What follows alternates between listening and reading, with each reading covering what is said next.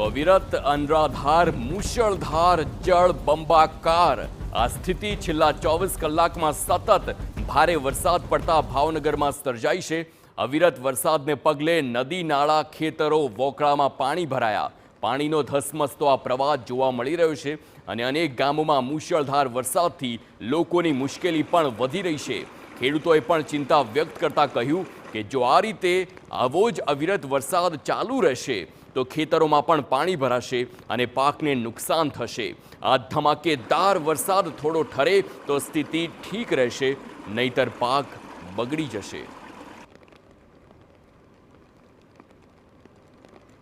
રાજ્યમાં કાગડોળે જોવાતા ચોમાસાની સત્તાવાર શરૂઆત આગમન હવે થઈ ચૂક્યું છે, ત્યારે આગમન જ એવું ધમાકેદાર રહ્યું છે કે ભાલ પ્રદેશ, ભાવનગર પ્રદેશ, અમરેલી તમામ વિસ્તારો છે તે પાણીથી તરબોળ થઈ ચૂક્યા છે।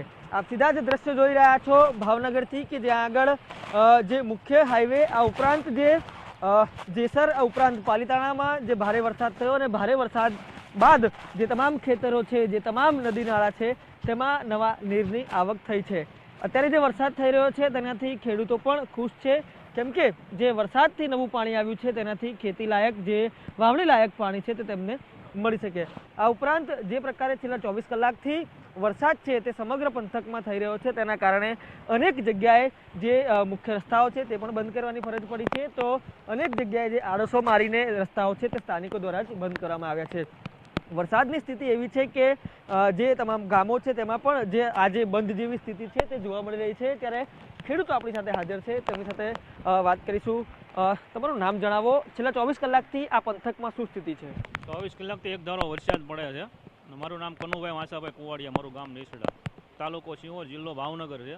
અત્યારે 2 દિવસથી વરસાદ વધારે પડતો પડે છે એટલે નુકસાની તો છે, ખેતરમાં પાણી વધારે પડતા ભરાઈ ગયા છે એટલે નુકસાની ખેડૂત માણસને વધારે છે। હવે જો આથી પાછળ ખેતરોમાંથી આવો છો, જે પ્રકારે તમે કીધું, ખેતરોમાં કેટલા પાણી છે અત્યારે? ખેતરોમાં અત્યારે ભર્યા છે, ગોઠણામાં પાણી ભર્યા છે, અત્યારે ગોઠણામાં પાણી ભર્યા, નુકસાન છે, ધોવાણ વધારે થઈ ગયા છે। હવે વરસાદ રહી જાય તો સારું, હજી વધારે પડતો વરસાદ પડશે તો મોલાદ બધી બળી જાય છે એટલે ખેડૂતને નુકસાન બહુ જાય છે। અચ્છા દાદા, કયા પાકો પંથકમાં થાય છે અને શું થશે હાલત? અહીંયા કપા અને હરગવા આવું બધું થાય, બીજો કોઈ મોલ થતો નથી। લો, અને જે પાણી છેલ્લા 24 કલાકથી આવે છે, આવું નવું પાણી આવ્યું તો શું થશે? બળી જાય, બીજું કાંઈ નહીં। બીજું ઊભું ત્યાં શું થાય? નાના છોકરાને દૂધ પાયા કરો તો વધારે પડતું એટલે નુકસાન તો જો આ હમણાં વરે કરશે તો કાળ જ છે। સ્વાભાવિક રીતે જે વરસાદની શરૂઆત થઈ છે અને જે ભાવનગર પંથકમાં જે વરસાદ વરસી રહ્યો છે, ખાસ કરીને સિહોર અને તમામ જગ્યાએ જે પાણી વહી રહ્યું છે તે અત્યારે ભાવનગર તરફ અને જે વલભીપુર અને જે શહેર તરફ આગળ વધી રહ્યું છે।